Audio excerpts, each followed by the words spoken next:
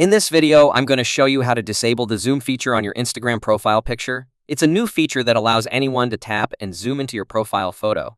And while it might seem harmless, some people don't like it, especially if they prefer more privacy.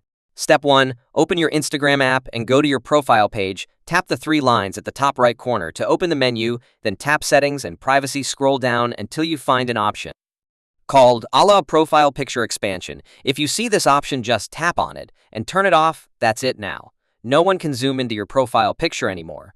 But here's the part most people don't know: if you've already enabled this option before and allowed zoom once, then the setting disappears and you can't find it anymore. That means there's currently no official way to turn it off after activating it, which can be really frustrating. Hopefully, Instagram will fix this in the future and allow users to control this feature at any time. So my advice is, if you haven't enabled it yet, be careful before turning it on. Once you do, there's no going back.